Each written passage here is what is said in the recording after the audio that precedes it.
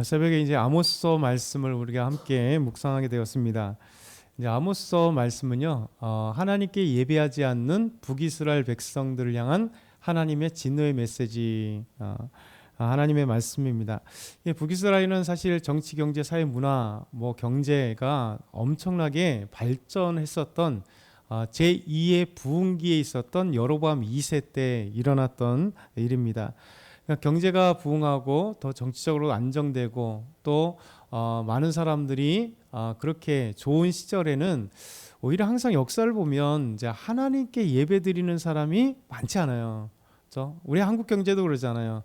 우리가 진짜 50년 지나서 6.25 지고 50년대, 60년대, 70년대 진짜 힘들었던 그때, 그래서 우리가 한번 잘 살아보자고 두 손 굳게 잡고 경제개혁이 시작되고 정치는 불안했어도 어쨌든 간에 정치든 아니면 경제든 어쨌든 간에 허리띠 졸라매고 열심히 일했던 시절. 그런데 그때는 오히려 더 기도하고 예배가 가득하고 어디든지 교회가 몰려들어서 하나님 앞에 눈물을 흘렸던 모습들을 보게 됩니다. 근데 80년대가 기점이 되어서 80년대는 아직도 불안하지만 그래도 한국 경제가 60년대, 70년대에 비하면 아주 비약적으로 발전되고 안정되고 또 잘 살게 됐잖아요.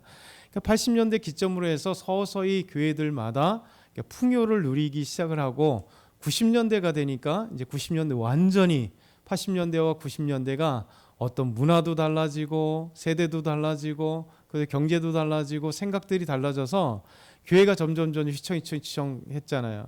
그러다가 90년대에 IMF가 딱 2000년대에 들어서면서 IMF라고 하는 이 외환 위기가 확 닥치니까 오히려 그리스도인들도 한국 사람들도 또 교회도 깨어서 다시 한번 하나님께 기도할 때 그 외환 위기를 단 몇 년 만에 다 극복하게 되는 놀라운 저력을 한국민들이 발휘할 뿐만 아니라 교회가 오히려 그럴 때 더 기도하게 되어서 믿음의 역사가 나타난 거죠.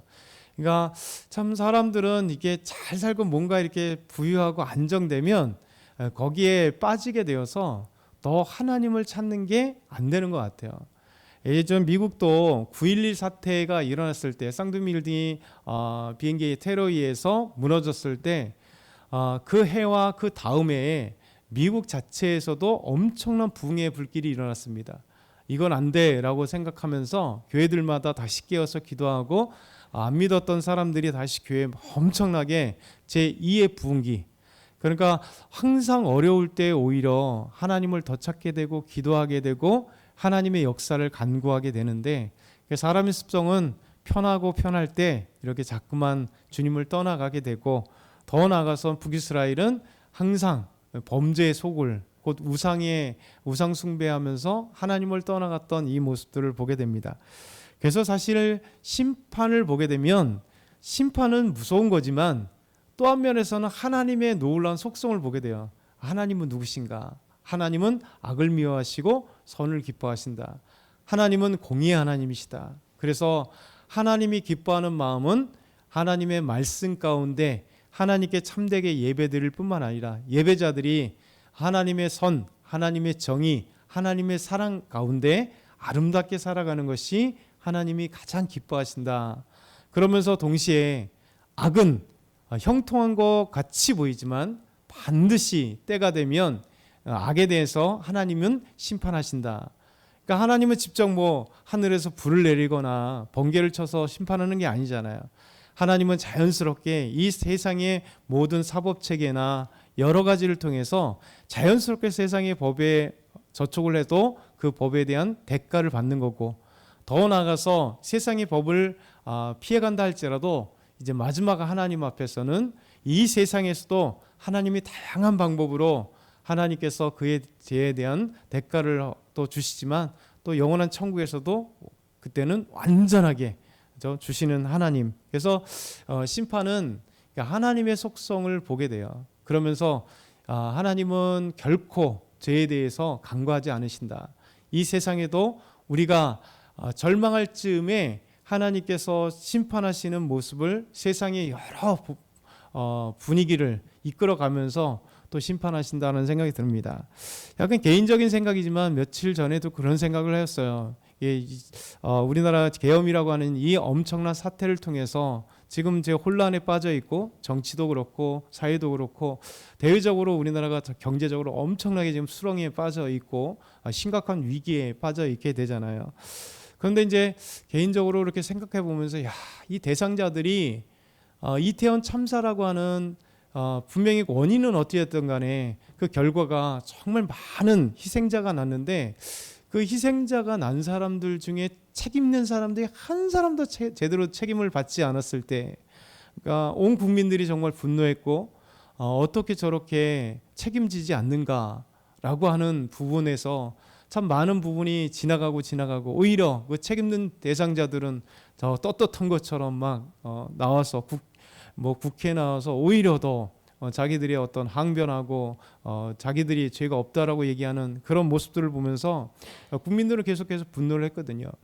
근데 오히려 이 무서운 계엄이라고 하는 것을 통해서 내란이라고 하는 아직은 조사 중이고 하지만 참 그 대상자들이 그 당시에 책임있는 대상자들이 그거보다 더 훨씬 무서운 것으로 저렇게 심판을 받을 위기에 처해 있다라는 생각하면서 이 세상의 사법도 항상 온전하진 않지만 이 세상의 어떤 사법 체계를 보면서도 다시 용기를 얻는 게 그거예요. 하나님은 이 세계에서 사법 체계를 통해서라도 항상 그 결과는, 죄에 대한 결과는 물으신다, 이런 것들을 보게 되죠. 그러면서 이 불완전한 이 사법 체계도 이러할진데 하나님은 완전하신 분인데 완전한 심판을 하신다. 그러면서 우리가 용기를 얻는 거죠. 우리도 분명 죄인이고 연약하고 언제든지 넘어지지만 그런데도 불구하고 하나님은 죄에 대한 심판을 하셔야, 공의의 하나님이셔야 우리가 세상을 봐도 항상 좌절하고 넘어지지만 그 넘어지는 곳 속에서 하나님의 그 공의를 보면서 힘을 얻는 거죠.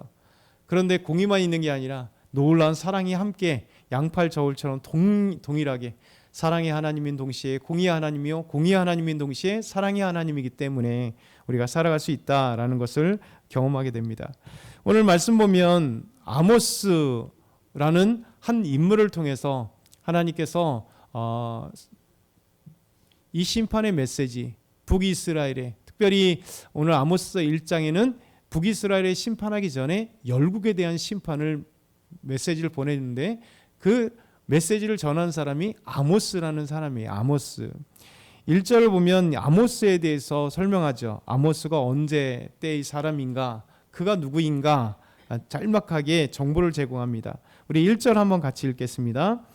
유다 왕 우시아의 시대 곧 이스라엘 왕 요아스의 아들 여로보암의 시대 지진 전 2년에 드고와 목자 중 아모스가 이스라엘에 대하여 이상으로 받은 말씀이라. 아멘.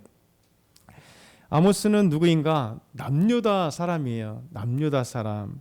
북이스라엘과 남유다가 지금 대치 중에 있는, 남북이 갈려있는 상황 속에 남쪽의 유다, 남유다 사람입니다. 그는 여로보암, 북이스라엘의 여로보암 시대에, 그러니까 북이스라엘은 지금 남유다 사람인데 북이스라엘에는 여로보암이라고 하는, 정확하게 하면 여로보암 2세, 그러니까 북이스라엘을 열었던 사람이 여로보암이 있고, 그리고 그의 자녀는 아닌데 이름이 동일한 여로보암 2세가 있습니다. 여로보암 2세. 북이스라엘의 가장 대표적으로 여로보암 이후에 북이스라엘의 경제나 사회나 문화나 정치나 가장 안정되고 가장 발전되게 했던 사람이 바로 여로보암 2세입니다. 그런데 성경은 그가 얼마나 경제적으로 부흥시켰는지, 제2의 부흥기를 이끌었는지에 관심 두지 않습니다. 하나님의 관심은 온통 여로보암이 우상 숭배하고 북이스라엘을 죄에 빠지게 하고 사회적으로나 수없이 많은 범죄의 모습을 밝혀주시는, 어쨌든 간에 여로보암 시대의 사람이다. 더 나아가서 여로보암 때 지진이 크게 북이스라엘에 일어났는데 지진이 일어나기 전 2년에 있었다, 이 얘기입니다. 그러면서 그가 고향이 어디냐면 드고아 때문에 남유다 사람인 걸 아는 거예요. 드고아는 예루살렘으로부터 약 10km 정도 지점에, 그러니까 베들레헴이 이렇게 있으면 예루살렘이 있고 베들레헴이 있고 드고아는 이쪽에 동쪽에 사이에 가까운 이 유대 광야 고 끝자락에 시작되는 지점에 드고아라고 아주 작은 시골 마을이 있습니다. 그러니까 촌뜨기라는 거죠. 드고아라고 하는 지역의 사람입니다. 이 사람에게 대해서 하나님께서 이스라엘, 북이스라엘에 대한 하나님의 이상, 곧 하나님의 말씀이 그에게 임하게 되는 거죠. 그러면서 드고아라고 하는 작은 시골의 사람, 남유다 사람, 근데 그의 직업이 목자였다, 이렇게 얘기합니다. 이 목자는요, 딱 성경에 두 군데 쓰여지는 단어, 히브리어 단어로 쓰여져 있어요. 우리가 보통 목자 많이 부르는 그 목자와 여기에 히브리어의 목자는 조금 다른 의미를 갖고 있습니다. 이 목자와 여기 열왕기 하 3장 4절에만 딱 두 군데만 이 목자라는 단어가 쓰였는데, 이 목자라는 단어는 양떼가 큰, 그러니까 그 목자를 얘기하는 겁니다. 그러니까 대부호를 얘기하는 거예요. 양떼가 많은 목자. 그러니까 이 아모스는 학자들에 의하면 그래서 이 단어가 그냥 목자긴 목자인데 그냥 목동, 그냥 남의 집 양을 치거나 아니면 조그만 몇 마리 데리고 있는, 그게 전부인 재산에 있는 게 아니라 큰 양떼를 갖고 있는 목자, 부호 목자를 얘기하면서 동시에 그는 아모스에 계속 나오는데 뽕나무 재배자라고 해요. 근데 드고아에는 뽕나무를 재배하지 않거든요. 그러니까 이 얘기는 아모스가 아마 드고아뿐만 아니라 여러 곳에 땅이 있는 사람인 것 같다라고 학자들은 얘기합니다. 어찌됐든 간에 아모스는 큰 양떼를 갖고 있는 그런 사람이요, 그리고 여러 곳에 땅을 갖고 있는 그래도 잘 사는 사람. 근데 어찌됐든 간 남유다 드고아의 사람에게 갑자기 하나님의 말씀이 전해진 겁니다. 그 전해진 메시지 전에 하나님의 심판의 엄중함을 나타내기 위해서 2절에 이렇게 하나님이 말씀하세요. 우리 2절 다시 한번 읽어볼게요. 시작. 그가 이르되 여호와께서 시온에서부터 부르짖으시며 예루살렘으로부터 소리를 내시리니 목자의 초장이 마르고 갈멜산 꼭대기가 마르리로다. 하나님의 말씀이 선포되니까요, 목자의 초장이 마르대요. 여러분, 초장이 마르면 안 되잖아요. 그렇죠? 목자들이 데리고 가는, 양떼를 데리고 가는 그 초장에는 목초지가 풍성하게 있어야 돼요. 파릇파릇하게 있어야 양들이 아름답게 먹어야 될 것이 초장이에요. 근데 이 초장이 그 역할을 못하는 거죠. 말라버린 거죠. 풍요로운 것이 말라버리고, 그리고 갈멜산은 항상 지중해 옆에서 북이스라엘 비가 많이 와서 갈멜산은 항상 상수리나무, 우리가 도토리나무죠, 상수리나무로 다 덮여 있거든요. 그래도 푸르르고 그것에 그것이 둘 다 말라버리는 거죠. 그러니까 하나님의 심판의 메시지가 얼마나 무서울지 이 말씀으로 우리에게 보여주는 거예요. 근데 하나님의 말씀이 어디서부터 나오냐? 시온과 곧 예루살렘으로부터, 하나님의 성전에서부터 하나님의 말씀이 나온다. 그런데 이 말씀이 나오는데 하나님께서, 여호와께서 부르짖으시니, 이 부르짖는다는 표현은 이 굶주린 사자가 그냥 왁 부르짖는 거 있잖아요. 사자의 음성으로 엉 하는 부르짖음. 그러니까 너무 배고파서 막 울부짖는 그 사자의 부르짖음을 이 단어로 표현하는 거예요. 히브리어 단어가, 이 부르짖음이라는 단어가 배고픈 사자가 정말 막 엄청나게 울부짖는 것. 그러니까 하나님의 심판의 메시지가 얼마나 지금 무섭고 강력하고, 그 부르짖음이 시온과 예루살렘 그것에서 나오는데 초장들이 말라버리고 저 북이스라엘의 갈멜산이 말라버리는 이 엄청난 이야기로 시작되는 거예요. 그러니까 하나님의 메시지가 얼마나 강력할 것이고, 그리고 무서운 건지에 대한 이 얘기가 전초적으로 착 선 거죠. 그러면서 열방에 대한 선포가 세 번째 나옵니다.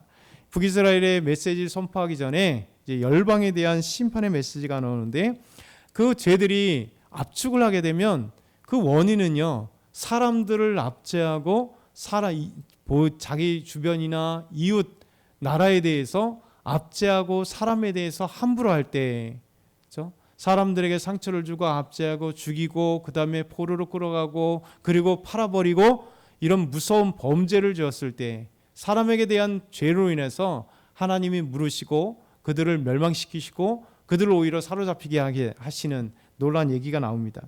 그래서 다메섹, 다메섹, 지금 이제 시리아의 수도, 계속해서 시리아의 수도가 이 다메섹입니다.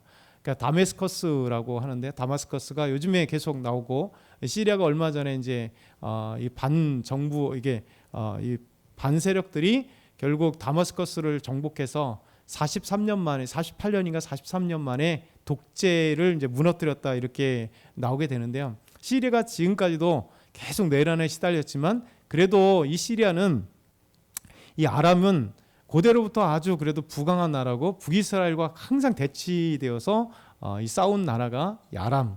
그 아람의 시리아의 수도는 계속해서 다메섹이었습니다. 이 다마스커스.